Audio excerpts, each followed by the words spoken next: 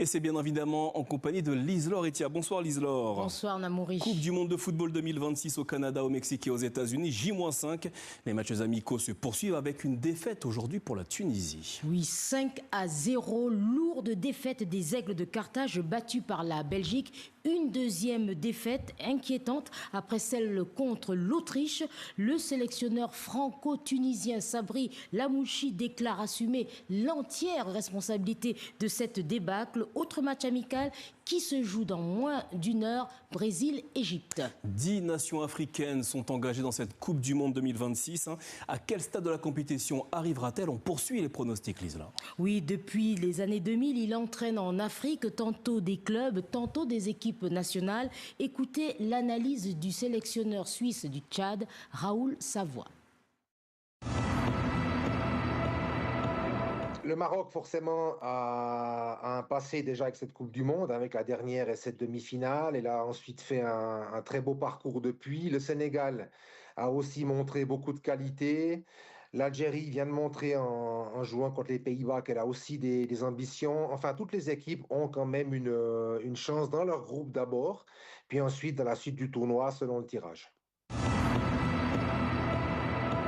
Il y en a plusieurs. Mané, j'aime beaucoup sa saison. J'aime beaucoup ce qu'il est en train de faire avec la sélection. Forcément, Hakimi, même si en fin de saison c'était un peu plus délicat, il a quand même réalisé une saison incroyable avec le PSG et avec sa sélection.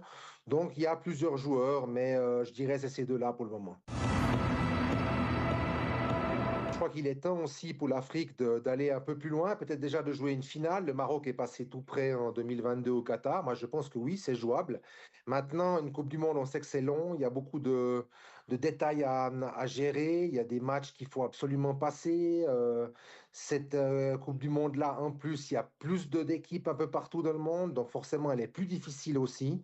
Et il y a des favoris qui vont, en tout cas, ne pas se laisser faire. Donc, il y a une possibilité, oui. Maintenant, il va falloir faire un parcours parfait. Le Maroc a failli il y a quelques années, donc pourquoi pas. C'est, à mon avis, le tour maintenant à l'Afrique d'aller en tout cas jusqu'en finale. Voilà pour les propos de Raoul Savoie. Coupe du Monde toujours de Lise-Laure, mais cette fois, retour 14 ans en arrière, en 2002, lors du mondial qui était organisé en Corée du Sud et au Japon.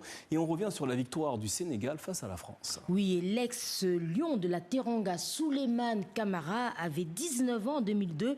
Il nous raconte comment le sélectionneur de l'époque, le technicien français Bruno Metsu, avait motivé les joueurs par une causerie d'avant-match. Écoutez.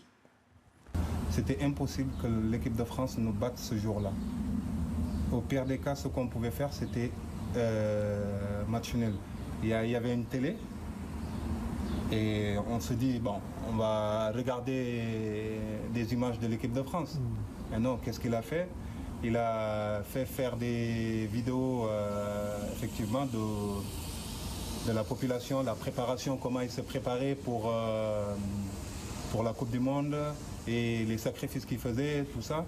Et donc, pour nous, c'était exceptionnel. Et il y avait effectivement certaines familles qui étaient là, qui nous soutenaient. Et donc, à la fin, il y avait le message aussi du président de la République. Franchement, c'était quelque chose d'exceptionnel. Et retrouvez l'intégralité de cet entretien réalisé par notre confrère Pierre Desorgues sur les réseaux sociaux de TV5 Monde.